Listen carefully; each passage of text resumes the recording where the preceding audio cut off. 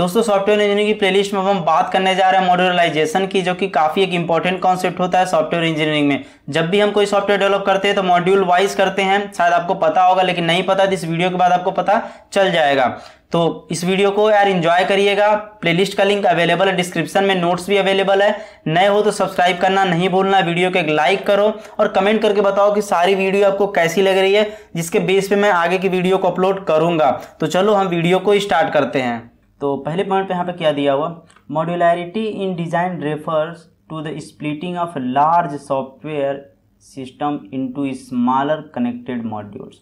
अब देखो, splitting of large software, जो बड़े बड़े सॉफ्टवेयर्स होते हैं उसे स्प्लिट कर दिया जाता है, उसे डिवाइड कर दिया जाता है छोटे छोटे पार्ट में, ठीक है। कनेक्टेड मॉड्यूल, जो मॉड्यूल होते हैं एक दूसरे से कनेक्टेड होते हैं। यानी कि ये जब एक बड़ा सा प्रोजेक्ट है तो क्या किया जाता है, इसे छोटे छोटे मॉड्यूल में ब्रेक कर दिया जाता है, ठीक है। इसे छोटे छोटे मॉड्यूल में ब्रेक कर दिया जाता है ताकि इन्हें आराम से डेवलप किया जा सके, इन्हें आराम से बनाया जा सके।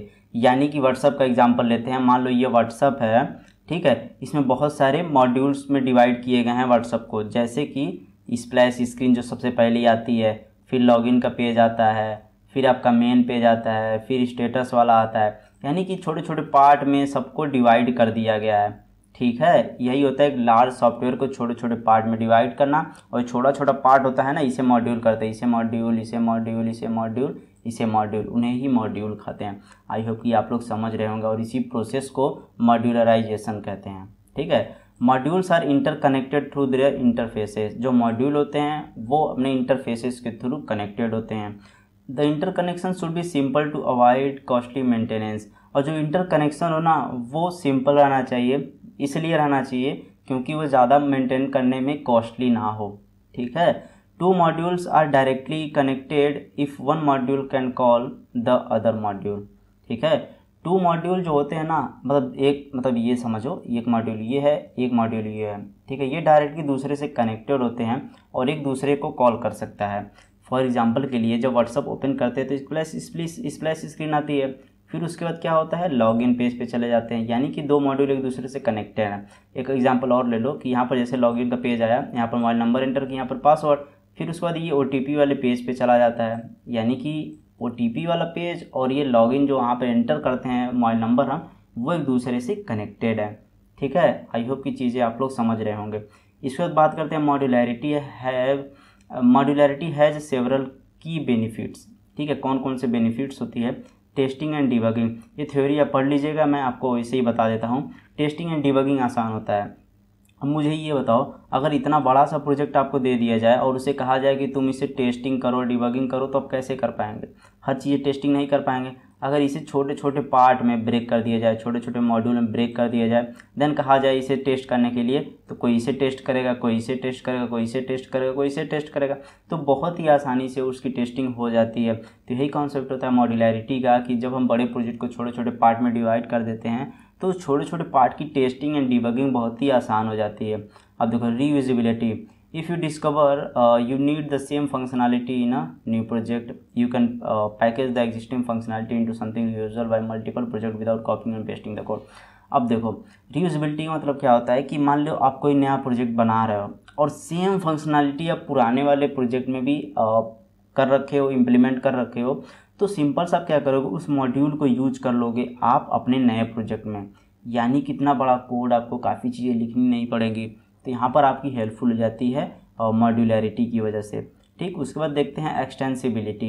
एक्सटेंसिबिलिटी का मतलब क्या है, your software now runs as a set of independent components connected by an abstraction layer, ठीक है। तो उसी का मतलब होता है एक्सटेंसिबिलिटी। आई होप कि आपको चीज़ें समझ में आ रही होंगी। अब इसके बाद बात करते हैं एडवांटेजेस। कुछ एडवांटेज देख लेते हैं मॉड्यूलराइजेशन की, और इसके जो एडवांटेजेस हैं वो बहुत ही मस्त हैं यार। मतलब इसके एडवांटेजेस ही एडवांटेज हैं। और देखो, ये हंस रहा है, स्माइल कर रहा है यार, एडवांटेज ही एडवांटेज है, क्यों। चलो पहले पॉइंट को समझते हैं। Smaller components are easier to maintain. अब मुझे बताओ कि अगर आपको 100 kg का अगर आपको कुछ दे दूँ मैं ले जाने के लिए, क्या उसे आप आसानी से ले जाएंगे? क्या 10 kg का सामान दे दूँ तो आप आसानी से ले जाएंगे? ऑब्वियसली अब 10 kg का ही सामान आसानी से ले जा सकते हैं। और ये आपको बहुत परेशानी होगी ले जाने में। तो सेम यही कॉन्सेप्ट होता है कि एक बड़े से प्रोजेक्ट को छोटे छोटे पार्ट में डिवाइड कर देना जिसे आसानी से मेंटेन किया जा सके। ठीक है, program can be divided based on functional aspects. अब देखो जो प्रोग्राम होते हैं ना, जो मॉड्यूल वगैरह डिवाइड होते हैं वो फंक्शनल एस्पेक्ट्स पे होते हैं। ऐसा नहीं है कि वैसे ही कुछ ऐसे ही मॉड्यूल बना दिया जाए, ऐसा नहीं होता है। अब फंक्शनल बेस पे देखो, ये एक लॉगिन का पेज होता है, तो ये क्या कुछ एक एक्टिविटी परफॉर्म कर रहा है, तो इसके कुछ फंक्शंस होते हैं। ठीक है, यानी लॉगिन करने का। ठीक है, जहाँ पे हम लोग चैटिंग कर रहे होते हैं वही जो मॉड्यूल होता है, यानी कि वहाँ पे हम चैटिंग ऑपरेशन परफॉर्म कर रहे होते हैं। यानी सबका एक एक अलग अलग फंक्शन होता है हर मॉड्यूल का। ठीक है, easier because programmers only focus on one small simple problem rather than a large complex problem. यानी कि जो प्रोग्रामर होता है वो इस पर नहीं फोकस करता है, यानी कि एक बड़े से सॉफ्टवेयर पर नहीं फोकस करता है। यानी कि उसको एक पार्ट दे दिया जाता है, एक छोटा सा मॉड्यूल दे दिया जाता है कि लो इसको संभालो, फिर दूसरे प्रोग्रामर को ये पार्ट दे दिया जाता है इसको संभालो।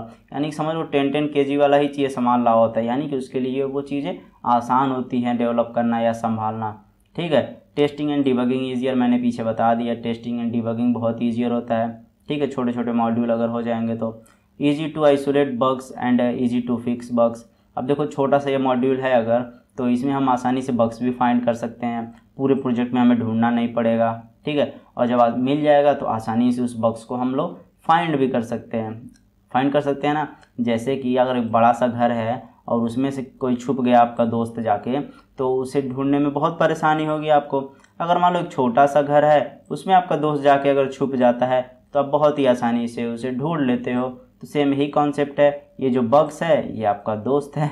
ठीक है, मतलब मैं एग्जांपल दे रहा हूँ कि आप समझ जाओ कि ये बग्स जो है ये आपका दोस्त है। ठीक है, यानी कि अगर दोस्त आपका इस बड़े घर में छुपा तो आप उसे आसानी से नहीं खोज पाओगे बग्स को।